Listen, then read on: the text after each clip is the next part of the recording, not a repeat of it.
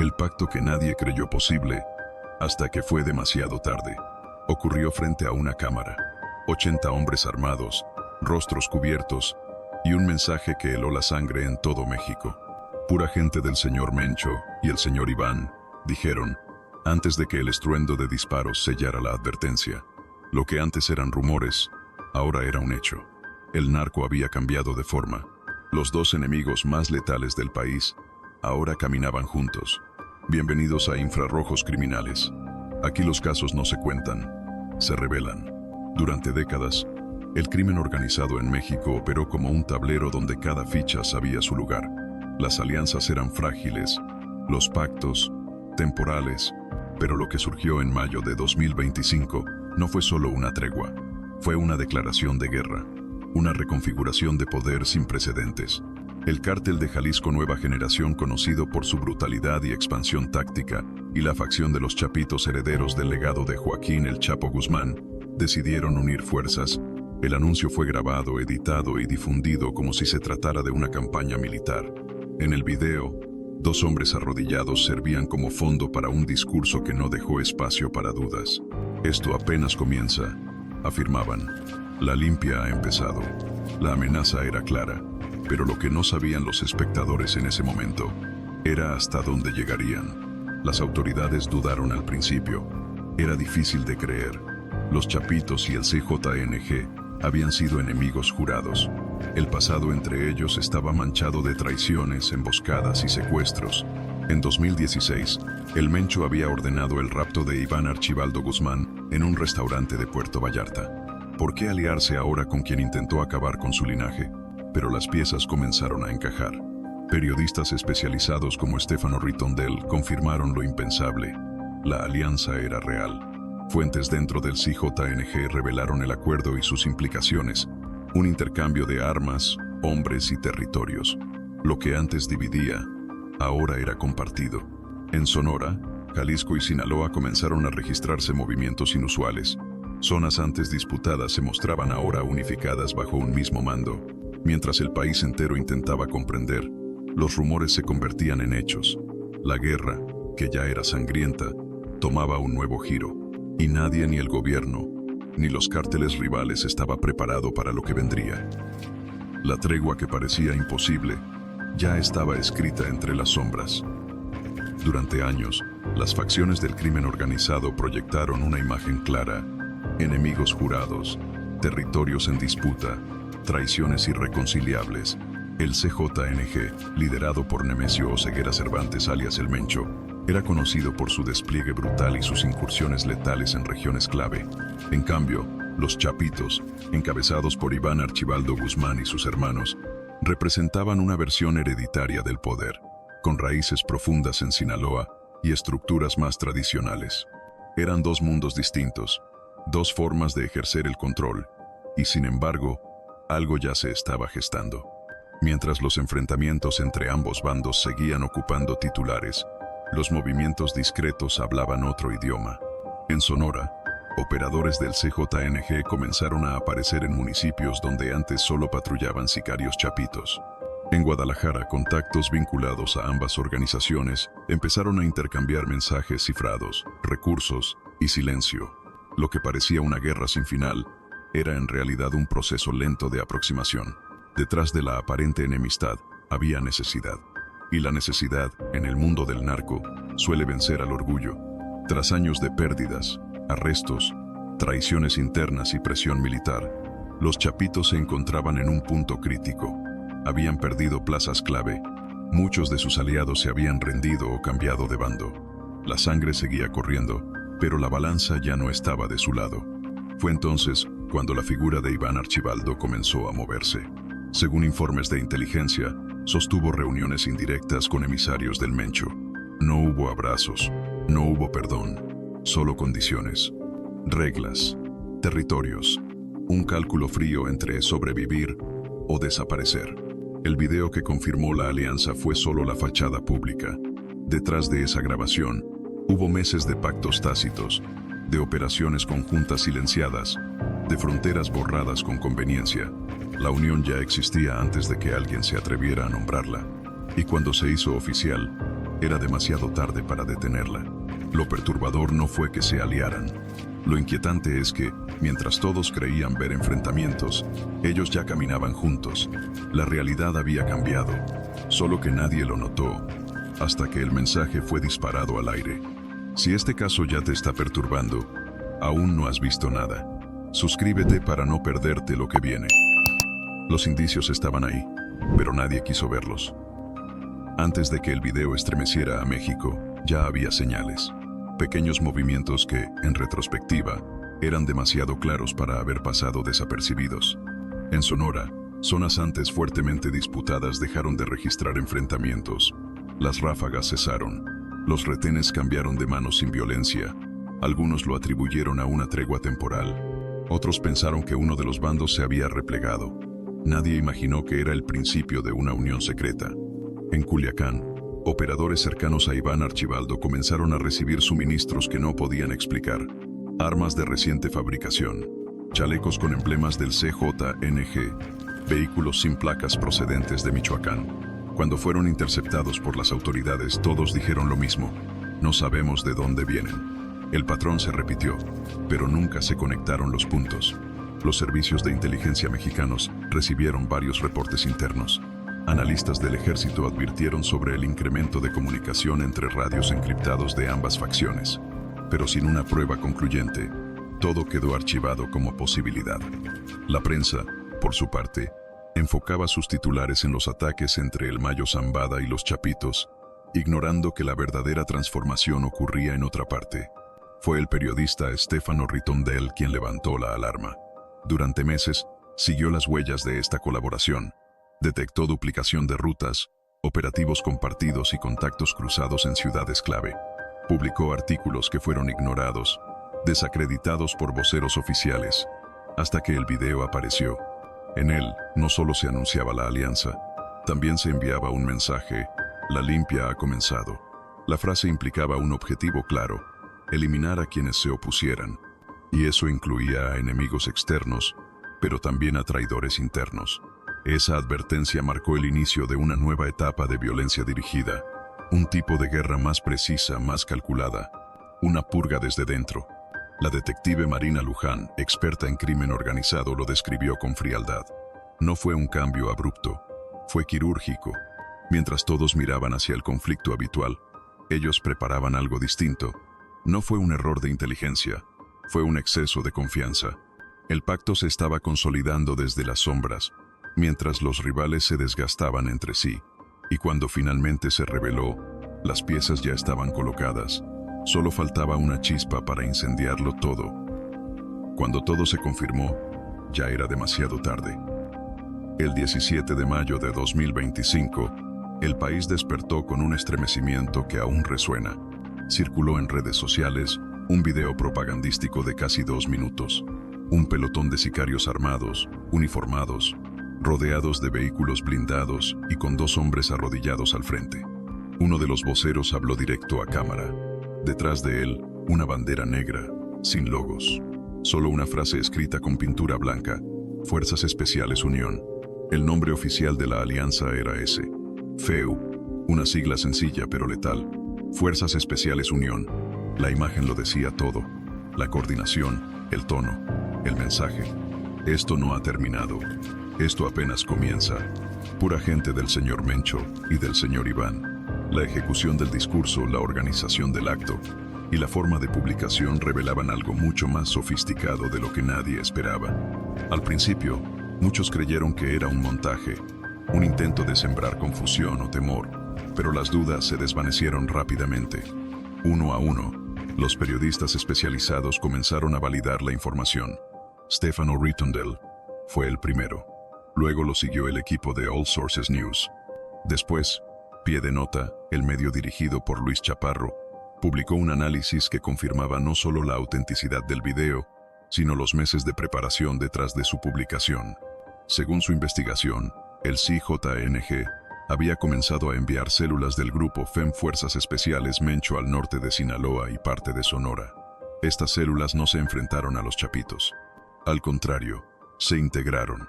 Compartieron inteligencia, armas, logística.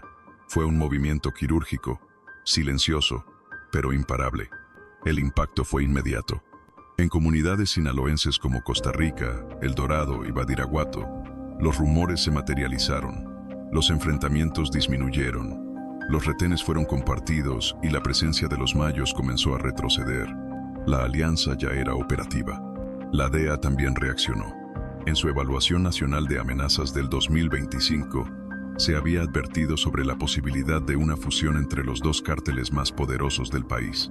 Lo que antes era una hipótesis, ahora era un hecho. Uno que podía alterar el equilibrio criminal no solo en México, sino también en las rutas hacia Estados Unidos. La verdad había salido, y no era solo un video, era una declaración de dominio, y su mensaje era claro. Los enemigos ahora jugaban del mismo lado. Iván Archibaldo Guzmán y Nemesio Oseguera Cervantes no podrían ser más diferentes. Uno creció en medio del lujo discreto de Culiacán, protegido por la sombra imponente de su padre, el Chapo Guzmán. El otro emergió desde la violencia cruda del occidente mexicano, forjando su imperio entre masacres, desplazamientos y traiciones. Pero ambos compartían algo más que ambición. Los dos sabían que estaban acorralados, y que el poder, como la vida, no se pide, se toma. Iván Archibaldo, conocido por su discreción operativa, comenzó a mostrar signos de desesperación cuando su organización perdió territorio frente al Mayito Flaco. Los informes de inteligencia revelaban una estructura debilitada, sin recursos suficientes, con deserciones constantes. En privado, según fuentes anónimas, expresó que la guerra ya no podía ganarse solo con herencia. Se necesitaban refuerzos, urgentes, letales. El Mencho, en cambio, llevaba años acechando el corazón de Sinaloa. Su objetivo era claro, tomar la última plaza que se le resistía, pero entendía que hacerlo por la fuerza lo convertiría en invasor. Por eso, cuando la oportunidad de pactar con Iván apareció, no dudó, no por respeto, no por alianza real, sino porque vio una jugada mayor, debilitar desde dentro a todos sus enemigos y, después, absorber lo que quedara. La analista criminal Isabel Navarro definió la alianza como una estrategia de desgaste mutuo con doble filo. Ambos líderes saben que no pueden confiar plenamente en el otro, pero se necesitan, al menos por ahora. Los términos del pacto nunca fueron revelados. Sin embargo, el resultado fue visible: coordinación táctica, ofensivas conjuntas y una cadena de mando compartida en zonas clave. En una entrevista clandestina difundida por medios alternativos, un operador cercano al CJNG declaró lo siguiente: el jefe dijo que ya no es cuestión de orgullo, es de sobrevivir. Si el enemigo te sirve para llegar más lejos, ya no es enemigo, es herramienta. En ese cruce de intereses, Iván Archibaldo pareció encontrar algo más, una última carta para evitar su caída. El secuestro que sufrió en el pasado quedó sepultado bajo una nueva realidad. No había perdón, pero sí estrategia. Y en la guerra del narco, el recuerdo importa menos que el resultado. Dos mentes con cicatrices distintas, una alianza sin afectos, pero con un objetivo compartido: sobrevivir a toda costa. La ley miró, pero no pudo tocar. Tras la confirmación de la alianza, las instituciones mexicanas se vieron obligadas a reaccionar. La Fiscalía General emitió un comunicado ambiguo. Reconocían el video, pero no su autenticidad. La Secretaría de Seguridad evitó pronunciarse. En público, se repetía el discurso habitual: estamos investigando, pero en privado, la realidad era otra. Nadie sabía cómo enfrentar lo que acababa de ocurrir. O peor aún, algunos ya lo sabían y no hicieron nada. El anuncio del pacto entre el CJNG y los Chapitos no solo era una amenaza criminal, era una humillación política, un mensaje al Estado: los estamos superando, en control, en estructura y en inteligencia. Mientras las fiscalías abrían carpetas de investigación, las rutas fronterizas eran aseguradas por comandos conjuntos. En las ciudades clave, las detenciones se congelaron, como si de pronto los dos grupos más peligrosos del país hubieran desaparecido del radar. La presión internacional fue inmediata. La DEA y el Departamento de Justicia exigieron explicaciones. En Washington, se convocaron sesiones privadas para revisar la seguridad fronteriza. Informes confidenciales advertían que, de consolidarse esta alianza, los flujos de drogas, armas y personas podrían duplicarse en menos de 6 meses. Y aún así, en México, Nadie fue arrestado. Ninguna finca fue asegurada. No hubo operativos visibles. Solo silencio. En Culiacán, algunos sectores sociales comenzaron a hablar en voz baja de una tregua pactada desde las esferas más altas. Un acuerdo tácito para permitir que ambos cárteles mantuvieran el control, siempre que la violencia no se desbordara en espacios públicos. No hay pruebas de ello, pero las omisiones, las demoras y el miedo en los funcionarios locales alimentaban esa sospecha. La periodista Alejandra Soriano, conocida por su cobertura del narco, lo resumió así: la justicia en este caso no es ciega, es muda y sobre todo, inmóvil. La única acción concreta vino desde Estados Unidos. El gobierno renovó su lista de extraditables prioritarios, colocando a Iván Archibaldo y Nemesio Oseguera en el primer nivel de amenazas hemisféricas. Pero más allá de esa declaración, no hubo impacto inmediato. Los dos líderes permanecían en paradero desconocido, protegidos, blindados. La justicia, una vez más, parecía llegar tarde, o peor aún, decidía no llegar. Y mientras los tribunales acumulaban expedientes vacíos, el pacto criminal seguía expandiéndose, calle por calle, territorio por territorio. Mientras ellos pactaban, el resto solo aprendía a sobrevivir. La noticia del pacto entre los Chapitos y el CJNG cayó como plomo sobre las comunidades del norte y occidente de México. Para la mayoría de los ciudadanos, no fue una sorpresa, fue una confirmación amarga. Ya lo sabían, ya lo sentían, pero ahora era oficial, y con ello, una verdad aún más dura: nadie iba a detenerlos. En los pueblos de Sinaloa, la gente dejó de hablar en las esquinas. Los niños ya no salían solos por las tardes. Algunos comerciantes comenzaron a cerrar temprano. En los ejidos, las fiestas patronales se suspendieron sin explicación. El miedo no venía solo de los sicarios, venía del hecho de que ya no había quien pusiera límites. En las zonas rurales de Jalisco, Sonora y Durango, el efecto fue similar. Las familias comenzaron a desplazarse en silencio, abandonando casas, animales, recuerdos. En sus rostros no había rabia, solo resignación, porque sabían que, cuando los grupos criminales se unían, lo siguiente que venía era más control, más vigilancia, más silencio y menos Estado. En las escuelas algunos maestros se atrevieron a abordar el tema con sus alumnos, pero no desde la política, desde la pregunta más cruda: ¿qué hacemos cuando la ley no llega? Las respuestas eran siempre parecidas: no salir, no mirar, no hablar. Una generación entera aprendía a callar, no por respeto, sino por miedo. Las iglesias comenzaron a recibir más feligreses. Los altares se llenaron de veladoras sin nombres. En los rezos ya no se pedía por justicia, se pedía por paz, por una tregua, por no estar en el lugar equivocado cuando alguien decidiera cobrar cuentas. Mientras tanto, los influencers ligados al narco, los corridos tumbados y los lujos de los jefes seguían circulando por redes sociales.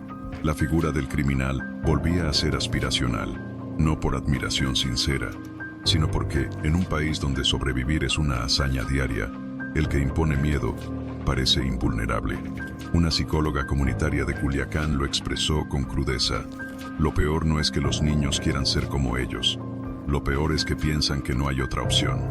La alianza fue una victoria para quienes la firmaron, pero para el resto fue otra derrota que no se grita, se mastica, se traga y se repite en silencio, generación tras generación. Cuando los enemigos se abrazan, ¿quién queda para protegernos? La alianza entre los Chapitos y el CJNG no fue solo un movimiento estratégico, fue una señal, un síntoma de un sistema fracturado donde los códigos del poder cambiaron de manos y de lenguaje. Hoy, las balas no se anuncian con sirenas, se filman con drones, se editan como videoclips y se celebran como si fueran victorias militares. Pero detrás de cada imagen, hay cadáveres que no salen en cámara y barrios enteros que aprenden a vivir con miedo, como rutina. El pacto fue descrito por algunos como inevitable, por otros como suicida, pero todos coinciden en algo: representa un punto de no retorno, porque cuando los enemigos históricos dejan de dispararse para empezar a cooperar, el orden previo se desintegra, y en ese vacío solo queda una certeza: el que no se adapta, cae. Las agencias internacionales lo advirtieron. La DEA, el FBI, incluso los servicios de inteligencia europeos.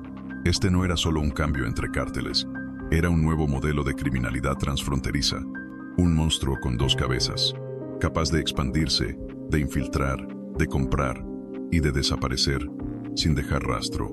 Y mientras los expertos hablan de estructuras, plazas y sistemas de poder, las personas solo intentan sobrevivir. En Sinaloa, en Guadalajara, en Tijuana, en ciudades donde la guerra ya no se libra con uniformes ni trincheras, sino con silencios y con pactos invisibles que, sin necesidad de firmas, redibujan la vida entera de quienes solo querían vivir en paz. Hoy, Iván Archibaldo sigue en libertad. El Mencho, también. No sabemos dónde están, solo sabemos lo que han logrado: unificar el miedo, convertir la desesperación en estrategia y, lo más inquietante, hacerlo funcionar. Pero esto no es solo un caso, es una advertencia, porque si el Estado no reacciona, si las instituciones siguen mirando hacia otro lado, lo que hoy parece un acuerdo puntual, mañana será la norma. Y ya no hablaremos de cárteles rivales, hablaremos de una sola red, silenciosa, intocable, indetenible. ¿Y tú? ¿Crees que aún hay forma de detenerlos? ¿O ya es demasiado tarde? Suscríbete a Infrarrojos Criminales si quieres entender lo que muchos prefieren no mirar. Lo que ocurrió aún resuena en las sombras. Y si este caso te heló la sangre, no te pierdas nuestro análisis sobre el traidor dentro del cártel de Sinaloa. Una historia que demuestra que, en este mundo, la mayor amenaza no siempre viene de fuera.